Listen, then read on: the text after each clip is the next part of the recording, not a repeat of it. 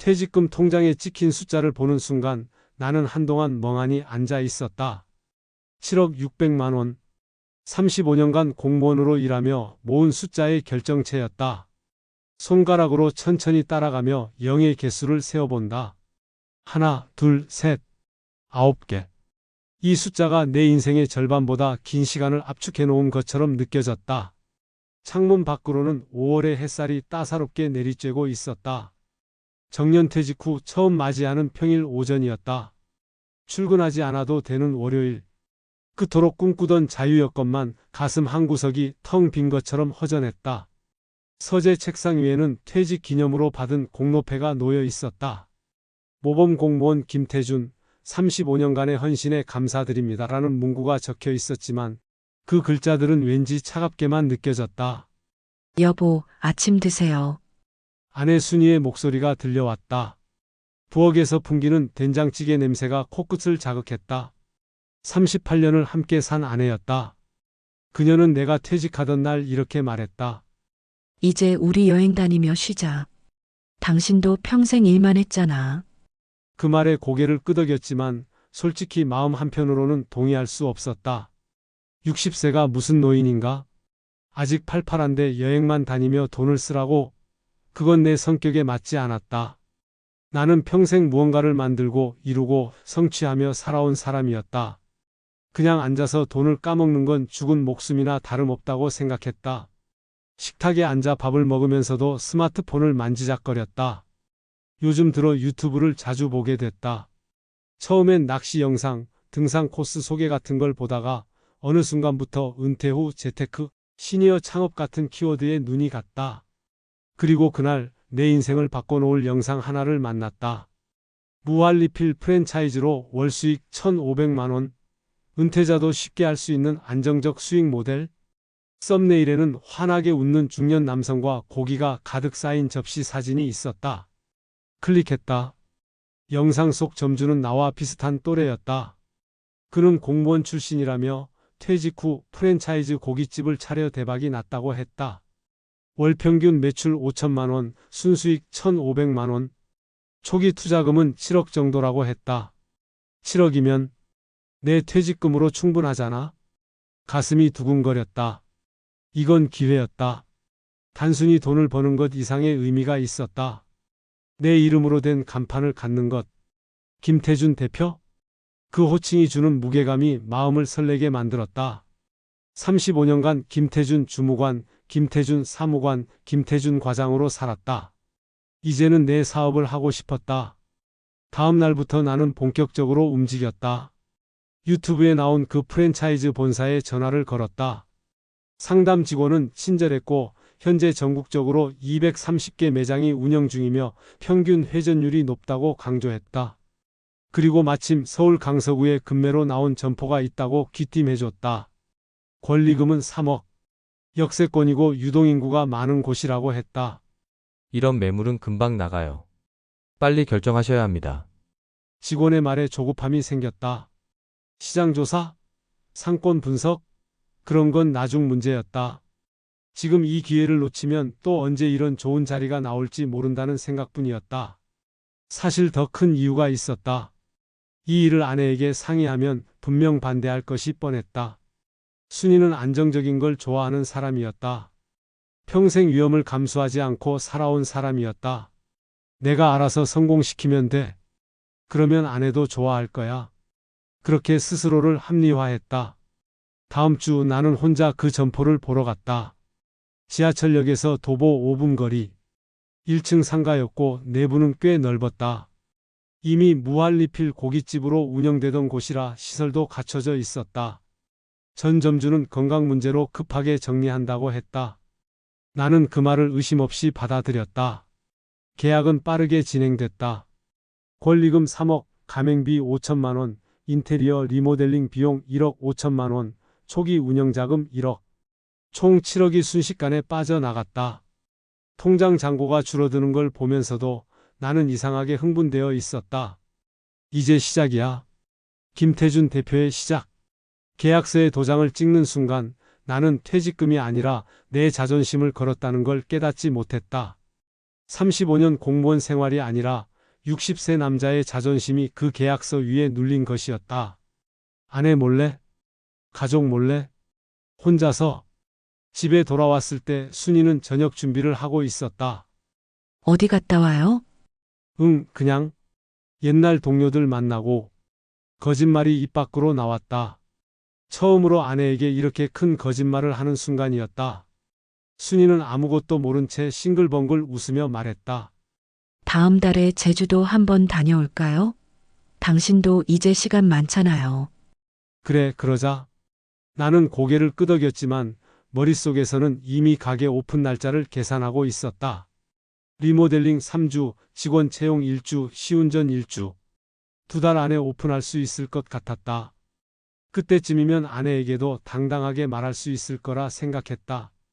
보여줄 거야. 내가 아직 할 수 있다는 걸? 그날 밤 나는 서재에 앉아 사업 계획서를 끄적였다. 월 매출 목표 4천만 원, 순이익 1,200만 원. 숫자를 적어 내려가는 내 손은 떨리지 않았다. 아니, 떨림을 느끼지 못할 만큼 흥분해 있었다. 창밖으로 보이는 아파트 불빛들 사이로 내 미래의 간판이 환하게 빛나는 모습이 그려졌다. 김태준의 무한고기 강서점. 그 간판 아래 서 있는 내 모습을 상상했다. 당당하고 성공한 여전히 쓸모있는 60대 남자의 모습을. 하지만 나는 몰랐다. 그 간판이 얼마나 무거운 것인지, 그 불빛이 얼마나 뜨거운 것인지, 그리고 그 아래서 내가 얼마나 작아질 수 있는지를. 오픈 전날 밤 나는 새벽 4시까지 잠을 이루지 못했다. 머릿속으로 손님들이 줄 서서 기다리는 장면이 계속 그려졌다. 김태준 대표? 성공한 사업가. 퇴직 후에도 멋지게 재기한 남자. 그런 수식어들이 내 귀를 간지럽혔다. 여보, 안 주무세요? 옆에서 뒤척이던 순이가 물었다. 나는 대답 대신 작게 헛기침만 했다. 아내는 여전히 내가 친구들과 작은 모임이나 하는 줄 알고 있었다. 가게 오픈 사실은 아직 비밀이었다. 성공하고 나서 말하려고 했다. 그게 더 멋있을 것 같았다. 드디어 온 오픈 당일. 오전 10시부터 가게 앞은 북적였다. SNS 광고, 블로그 체험단, 지인들에게 보낸 초대 메시지 덕분이었다. 오픈 기념 이벤트로 선착순 30명에게 음료수를 무료로 제공했고 인스타그램 업로드하면 후식 서비스까지 걸었다. 사장님, 축하드려요. 대학 동기 영수가 가족을 데리고 왔다. 야, 너 대단한데? 이 나이에 이런 결단을 하다니. 그 말에 어깨가 으쓱해졌다. 그렇다. 나는 용기 있는 사람이었다. 안정만 추구하는 평범한 은퇴자들과는 다른 사람이었다. 첫날 매출은 380만 원이었다. 나쁘지 않았다. 아니, 오히려 기대 이상이었다. 직원들도 바쁘게 움직였고 주방에서는 고기 굽는 연기가 쉴 새 없이 피어올랐다. 폐점 시간이 되어 마지막 손님을 보내고 나서 나는 홀로 가게에 남아 매출 정산을 했다. 손이 떨렸다. 설렘 때문이었다. 그러나 그 설렘은 딱 일주일밖에 가지 않았다. 둘째 주 월요일 점심시간인데도 테이블 6개 중 2개만 찼다. 저녁도 마찬가지였다. 예약 없이 오는 손님은 거의 없었다. 알고 보니 첫 주 손님들은 대부분 지인이거나 블로그 체험단 이벤트로 온 사람들이었다. 진짜 장사는 지금부터였다. 사장님, 홀 손님 없으면 저희 먼저 퇴근해도 될까요? 아르바이트생 2명이 주방에서 나와 물었다. 오후 8시였는데 홀에는 단 한 팀도 없었다. 그래, 들어가. 인건비는 시간당 1만 원씩 나가고 있었다. 홀 서빙 2명, 주방 보조 1명. 하루 인건비만 20만 원이 넘었다. 손님이 없어도 월세 800만 원, 인건비 600만 원은 고정으로 나갔다. 게다가 프랜차이즈 본사에 내는 로열티가 매출의 5%였다. 문제는 또 있었다. 입지였다. 역세권이라고 했지만 실제로는 역에서 5분이 아니라 10분 거리였다. 게다가 주변 상권이 주로 오피스촌이었다. 점심에는 직장인들이 빠르게 식사를 때우려 하는데 무한리필 고깃집은 시간이 오래 걸렸다. 저녁엔 퇴근 후 집으로 가려는 사람들이 대부분이라 외식 수요가 적었다. 상권 분석을 제대로 했어야 했는데 후회가 밀려왔지만 이미 늦었다. 계약금은 환불이 안 됐고 권리금 3억은 고스란히 내 손실이었다. 한 달이 지났다. 월 매출은 1,800만 원. 목표였던 4천만 원의 절반도 안 됐다. 재료비로만 1,200만 원이 나갔다. 무한리필이다 보니 손님 한 명당 원가를 계산하면 거의 마이너스였다. 특히 대학생들이 단체로 와서 3시간씩 앉아 고기만 먹어대면 순수익은 고사하고 본전도 못 건졌다. 더 큰 문제는 프랜차이즈 메뉴 가격이었다. 본사에서 정한 가격은 1인 16,900원으로 고정이었다. 고기 원가가 올라도 가스비가 올라도 나 혼자 판단해서 가격을 올릴 수 없었다. 계약서에 명시돼 있었다. 본사의 가격 인상권에 좀 드릴 수 없나요? 본부에 전화를 걸었다. 담당자의 대답은 차갑했다. 사장님, 저희는 전국 230개 매장 통일 가격으로 운영합니다. 개별 매장 사정으로 가격 변경은 불가능해요. 하지만 원가가 그건 사장님 매장 운영 효율성 문제입니다. 다른 매장들은 잘 되고 있거든요. 전화를 끊고 나서 한참을 멍하니 앉아 있었다. 2달 차 적자는 2,100만 원이었다. 통장 잔고는 빠르게 줄어들고 있었다. 여보, 요즘 카드값이 왜 이렇게 많이 나와요? 어느 날 저녁 순이가 카드 명세서를 들고 물었다. 가슴이 철렁했다. 아, 그게 식자재 구매, 주방용품? 이게 다 뭐예요? 더 이상 숨길 수 없었다. 나는 긴 한숨을 내쉬고 말했다. 고깃집. 순이의 얼굴이 굳어졌다. 뭐라고요? 언제? 왜 말 안 했어요? 말하면 반대할 것 같아서. 반대는 무슨, 당신 혼자 돈이에요? 우리 돈이잖아요. 목소리가 높아졌다. 결혼 후 처음 듣는 아내의 고함이었다. 얼마나 썼는데요? 7억. 순이의 얼굴이 새하얗게 변했다. 손에 들고 있던 명세서가 바닥에 떨어졌다. 7억? 7억이요? 퇴직금이 10억인데 7억을 아직 3억 남았잖아. 남았다고요? 그 돈, 우리 둘째 딸 결혼자금이었어요. 그 순간 나는 숨이 멎는 것 같았다. 둘째 딸 지은이가 내년 봄에 결혼 예정이었다. 신랑 측에서 집을 마련하고 우리는 예당과 혼수를 책임지기로 했었다. 그 돈으로 2억 정도를 예상하고 있었다. 당신이 무슨 권리로 혼자 결정해요? 순이의 눈에 눈물이 고였다. 분노가 아니라 배신감에서 나오는 눈물이었다. 38년 결혼 생활에서 처음 보는 표정이었다. 나는 아무 말도 할 수 없었다. 변명할 여지가 없었다. 망한 건 가게였지만 더 무너진 건 내 자존심과 아내의 신뢰였다. 그날 밤 순이는 안방 문을 잠갔다. 나는 거실 소파에서 잠을 청했지만 한숨도 잘 수 없었다. 천장을 바라보며 생각했다. 이게 내가 꿈꾸던 은퇴냐? 전역 후 창창할 줄 알았던 내 60대는 고기 굽는 연기로 가려졌다. 휴대폰 화면에는 오늘의 매출이 찍혀 있었다. 48만 원. 하루 인건비도 안 나오는 금액이었다. 아내와의 그날 이후 집안 공기는 얼어붙었다. 순이는 나와 눈도 마주치지 않았다. 아침 식사는 차려주되 말은 한마디도 하지 않았다. 밥상을 놓을 때도 드세요라는 말조차 없었다. 그 침묵이 어떤 비난보다 더 무거웠다. 엄마, 무슨 일 있어요? 주말에 집에 들른 큰딸 서연이가 눈치를 챘다. 순이는 아무렇지 않은 척했지만 나는 딸의 눈빛을 피할 수밖에 없었다. 가족에게조차 제대로 말을 꺼낼 수 없는 내 처지가 한심했다.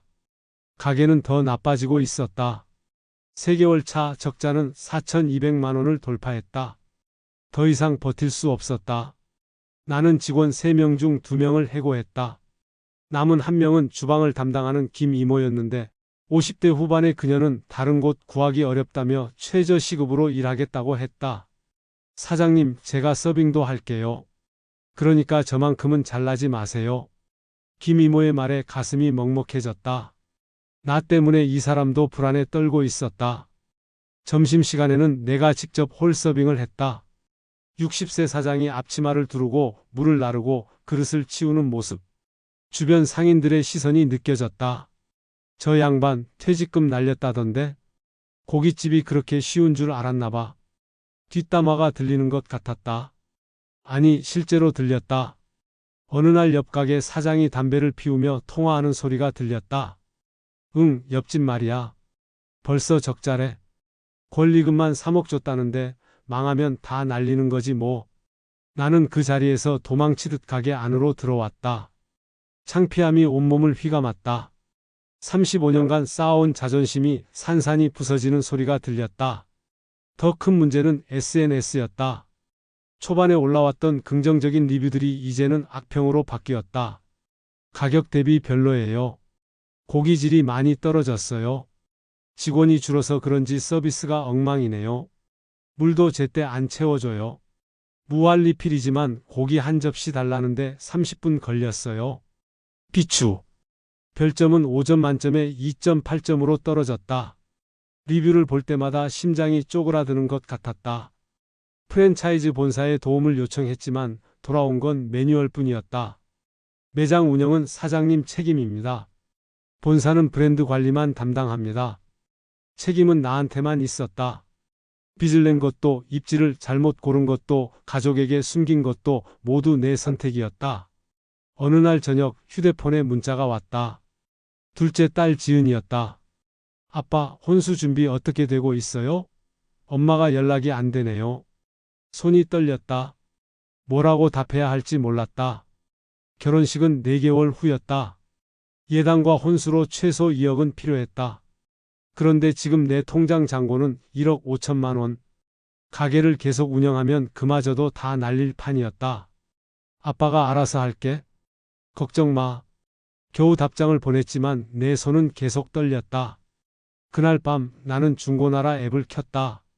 가게 급매라는 제목으로 매물을 올렸다. 권리금 1억 5천만 원. 원래 3억 주고 산 자리였지만 절반으로 깎았다. 누가 봐도 손해라는 걸 알면서도 올릴 수밖에 없었다. 일주일이 지났다. 문의는 단 한 건도 없었다. 조회수만 187회. 관심만 있지 아무도 덤비지 않았다.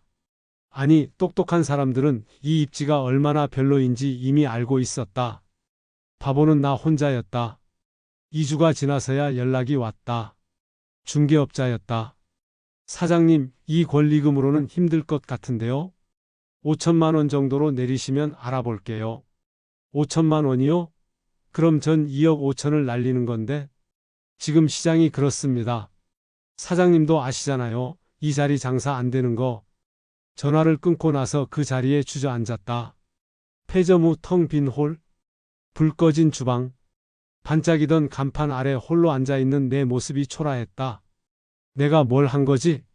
머릿속이 하얗게 비었다. 퇴직금 10억은 이제 3억도 채 안 남았다. 딸의 결혼 자금은 위태로웠고 아내와의 관계는 회복 불가능해 보였다. 무엇보다 견딜 수 없는 건 내 자신이 한심해 보인다는 것이었다. 휴대폰이 울렸다. 순이었다. 결혼 후 38년 만에 처음 받는 아내의 밤 늦은 전화였다. 어디 있어요? 가게. 들어와요. 얘기 좀 해야겠어요. 전화가 끊겼다. 나는 떨리는 손으로 가게 문을 잠갔다. 간판에 불을 끄는 순간 문득 깨달았다.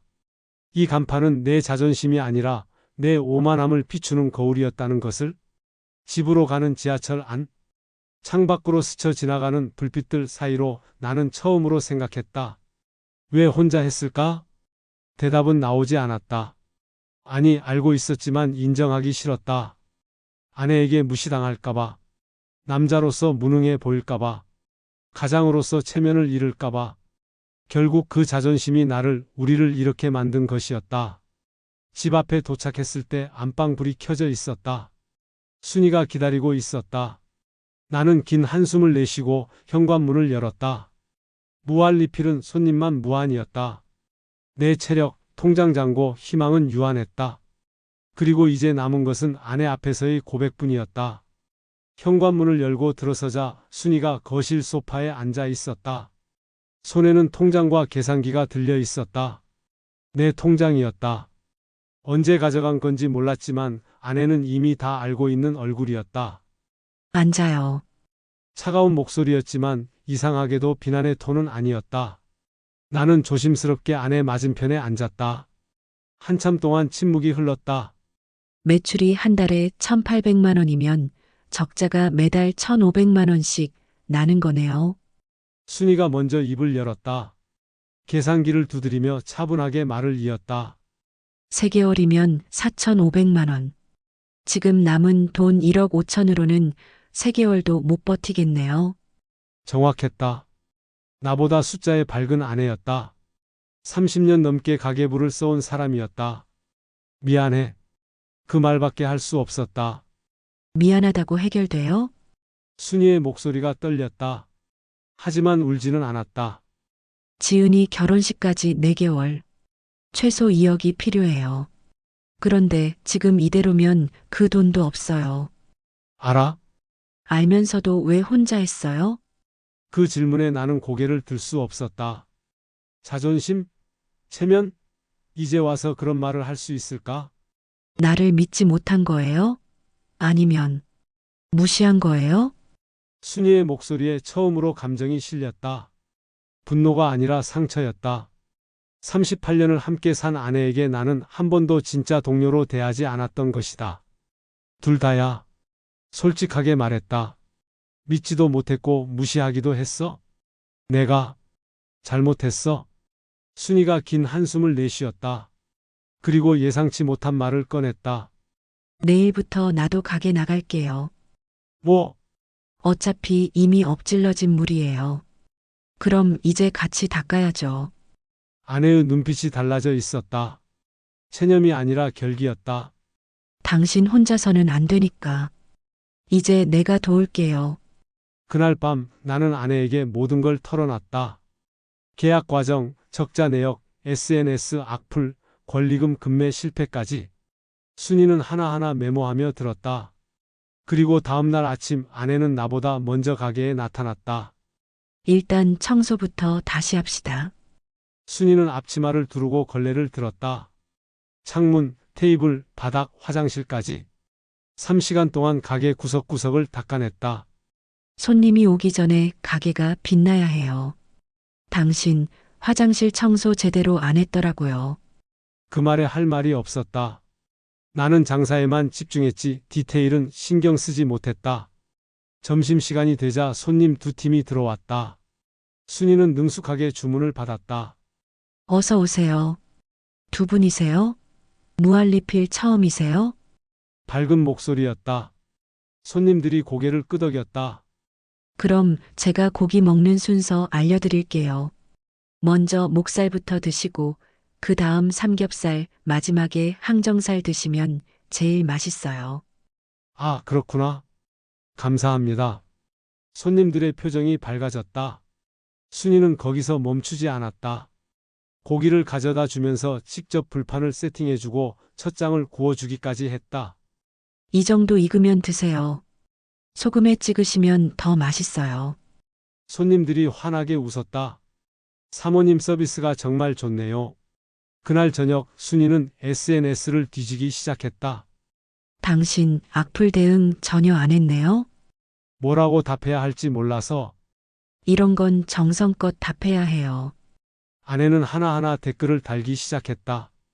고기질이 떨어졌다는 리뷰에는 이렇게 썼다. 소중한 의견 감사합니다. 최근 직원 변동으로 관리가 소홀했습니다. 오늘부터 사장 부부가 직접 운영하며 고기 선별과 서비스에 더 신경 쓰겠습니다. 다시 한번 방문해 주시면 진심을 보여드리겠습니다. 서비스가 엉망이라는 리뷰에도 정중하게 사과하고 재방문 시 음료수 무료 쿠폰을 제공하겠다고 댓글을 달았다. 이렇게 해야 손님들이 다시 기회를 줘요. 며칠이 지나자 변화가 보이기 시작했다. 재방문 손님이 나타났다. 그리고 놀랍게도 긍정적인 리뷰를 남겼다. 사모님이 직접 서빙하시는데 정말 친절하세요. 고기도 맛있고 서비스가 달라졌어요. 별 5개 드립니다. 별점이 2.8점에서 3.4점으로 올랐다. 순이는 여기서 멈추지 않았다. 근처 오피스 단지에 점심 도시락 배달 서비스를 시작했다. 고깃집이지만 점심에는 제육볶음, 불고기 덮밥 같은 메뉴를 만들어서 직장인들에게 배달했다. 무한 리필만 고집하면 점심 장사는 안 돼요. 빠르게 먹을 수 있는 메뉴가 필요해요. 배달 주문이 하루 1,015건씩 들어오기 시작했다. 작은 숫자였지만 확실한 매출이었다. 한 달이 지났다. 매출이 1,800만 원에서 2,600만 원으로 올랐다. 여전히 적자였지만 적자 폭이 줄어들었다. 1,500만 원이던 월 손실이 700만 원으로 줄었다. 이 정도면 희망이 보여요. 순이가 말했다. 나는 아내의 옆모습을 바라봤다. 주방에서 고기를 손질하고 홀에서 손님을 맞이하고 밤에는 SNS 관리를 하는 모습. 60세가 넘은 나이에도 지치지 않는 그 모습이 대단해 보였다. 당신, 고마워. 지금 고맙다고 할 때예요? 아직 갈 길이 멀어요. 순이는 웃으며 말했다. 하지만 그 웃음 속에는 희망이 있었다. 그날 밤 폐점 후 가게에서 둘이 앉아 커피를 마셨다. 당신 혼자였으면 진작 망했을 거예요. 순이가 농담처럼 말했다. 맞아. 나는 솔직하게 인정했다. 무한리필은 손님만 무한이었다. 내 체력, 통장 잔고, 희망은 유한했다. 하지만 아내와 함께 하면서 그 유한함 속에서도 조금씩 숫자가 움직이기 시작했다. 간판 아래 서서 하늘을 올려다봤다. 고기보다 더 무서운 건 숫자들이었다. 하지만 고기보다 더 든든한 건 옆에 서 있는 아내였다. 아내와 함께 가게를 운영한 지 석 달이 흘렀다. 매출은 꾸준히 올랐다. 2,600만 원, 3,100만 원, 그리고 지난달에는 3,800만 원을 찍었다. 여전히 목표였던 4천만 원에는 못 미쳤지만 이제는 적자가 아니었다. 월 200만 원의 순이익이 났다. 작은 숫자였지만 의미는 컸다. 오늘 단골 손님 박 부장님 오신대요. 순이가 예약 명단을 확인하며 말했다. 박 부장은 근처 회사에 다니는 직장인으로 순이의 점심 도시락을 먹어본 후 저녁에도 가족을 데리고 오기 시작한 손님이었다. 이제는 한 달에 서너 번씩 오는 단골이 됐다. 사모님 덕분에 여기 다시 오게 됐어요. 처음 왔을 때랑 완전히 다르더라고요. 박 부장의 말에 순이는 환하게 웃었다. 고맙습니다. 자주 와주셔서 저희가 더 감사하죠. 손님들이 돌아간 후 나는 홀 청소를 하며 생각했다. 6개월 전 나는 이 간판 아래서 혼자 서 있었다. 김태준 대표? 그 자리가 외롭지 않을 줄 알았다. 하지만 지금은 달랐다. 옆에서 함께 땀 흘리는 아내가 있었고 단골이 된 손님들이 있었고 조금씩 쌓여가는 신뢰가 있었다. 여보, 이거 봐요. 순이가 휴대폰을 보여줬다. SNS에 올라온 새 리뷰였다. 사장님 부부가 직접 운영하는 진심이 느껴지는 집. 고기도 맛있고 분위기도 따뜻해요. 강추합니다. 별점 5점. 사진까지 정성스럽게 찍어서 올린 리뷰였다. 순이의 얼굴에도 미소가 번졌다. 우리 별점 4.2점 됐어요. 처음보다 1.4점 올랐네요. 숫자는 거짓말을 하지 않았다. 우리가 쏟은 정성이 그대로 숫자로 돌아왔다. 어느 주말 저녁 둘째 딸 지은이가 남자친구와 함께 가게에 들렀다. 결혼식이 2달 앞으로 다가온 시점이었다. 아빠, 여기 분위기 좋은데요? 지은이가 가게 안을 둘러보며 말했다. 나는 아내를 힐끗 쳐다봤다.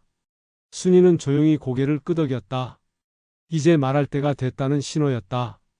지은아, 아빠가 할 말이 있어? 식사 후 나는 지은이에게 모든 걸 털어놨다. 퇴직금으로 가게를 차린 일, 혼자 결정해서 망할 뻔했던 일, 엄마가 함께하면서 조금씩 일어선 일, 그리고 결혼 자금이 예상보다 적을 수밖에 없는 이유까지. 아빠가 정말 미안해. 지은이는 한참을 침묵하다가 입을 열었다. 아빠, 전 돈 때문에 화난 거 아니에요. 응? 왜 혼자 고민했어요? 말했으면 우리가 함께 고민했을 텐데. 지은이의 눈에 눈물이 맺혔다. 결혼 자금 줄어드는 건 괜찮아요. 혼수 좀 줄이고 예단 간소하게 하면 돼요. 그것보다 아빠가 혼자 무너지는 게 더 무서웠어요. 그 말에 가슴이 먹먹해졌다. 내가 지켜야 한다고 생각했던 체면, 자존심, 가장으로서의 권위, 그게 오히려 가족을 아프게 한 것이었다. 이제 알았어? 아빠가 틀렸어? 지은이가 남자친구와 함께 가게를 나간 후 순이가 내 손을 잡았다. 당신도 이제 알았죠? 혼자 짊어지는 게 용기가 아니라는 거. 응. 그날 밤 우리는 오랜만에 함께 집으로 돌아갔다. 6개월 만에 같은 침대에서 잤다. 한 달 후 기적 같은 일이 일어났다. 월 매출이 4,500만 원을 돌파한 것이다. 점심 도시락 배달이 하루 30건으로 늘었고 저녁 무한리필 손님도 주말에는 웨이팅이 생길 정도로 많아졌다. 입소문이 퍼진 것이었다. 사장님, 근처에 가게 하나 더 내시는 거 어때요? 단골 박 부장이 농담처럼 말했다. 나는 고개를 저었다. 한 곳만 잘하려고요. 욕심 부리지 않으려고요. 그 말에 순이가 옆에서 빙그레 웃었다. 순이익은 월 1,200만 원이 됐다. 1년 전 유튜브 영상에서 봤던 그 숫자였다. 하지만 그때와 지금은 달랐다. 그때는 혼자 꿈꾸던 숫자였고 지금은 둘이 만들어낸 숫자였다. 지은이 결혼식 다음 주네요. 순이가 달력을 보며 말했다. 우리는 결국 예당과 혼수를 준비했다. 처음 계획했던 2억은 아니었지만 1억 5천만 원으로 정성껏 준비했다. 지은이는 그것만으로도 충분하다며 고마워했다. 결혼식 날 피로 연장에서 지은이가 마이크를 잡았다. 저희 아버지는 제 인생에서 가장 용기 있는 분이세요. 갑작스러운 멘트에 나는 화들짝 놀랐다. 60세에 새로운 도전을 하셨고 실패를 인정하셨고 그리고 다시 일어섰어요. 엄마와 함께요. 저는 그런 부모님 밑에서 자란 게 자랑스러워요. 박수 소리가 울려 퍼졌다. 순이가 내 손을 꼭 잡았다. 눈물이 핑 돌았다. 결혼식이 끝나고 가게로 돌아왔을 때 나는 간판을 올려다봤다. 김태준의 무한고기 강서점. 처음 이 간판을 봤을 때는 내 자존심의 상징이었다. 하지만 지금은 달랐다. 이 간판은 우리 부부의 이름으로 빛나고 있었다. 이제 간판 이름 바꿀까요? 김태준 박순이의 무한고기로. 순이가 장난스럽게 말했다. 그래, 바꾸자. 이번엔 나 혼자 간판을 단 게 아니라 같이 문을 열었으니까. 밤하늘 아래 우리는 나란히 서 있었다. 고기보다 비싼 값으로 얻은 교훈이었다. 혼자서는 아무것도 이룰 수 없다는 것. 함께하면 작은 기적도 만들 수 있다는 것. 그리고 진짜 자존심은 간판 위의 이름이 아니라 옆에서 손잡아주는 사람에게 있다는 것. 매출은 계속 올랐다. 월 5천만 원을 향해 가고 있었다. 하지만 더 중요한 건 우리가 함께라는 사실이었다. 60세의 은퇴는 끝이 아니라 시작이었고, 실패는 끝이 아니라 배움이었고, 자존심은 혼자 지키는 게 아니라 함께 나누는 것이었다. 간판 불을 끄며 나는 아내의 어깨에 손을 얹었다. 오늘도 고생했어? 당신도요. 우리는 웃으며 집으로 향했다. 고기보다 비싼 값. 그 대가로 나는 인생에서 가장 소중한 것을 다시 찾았다. 바로 옆에 있던 사람의 손을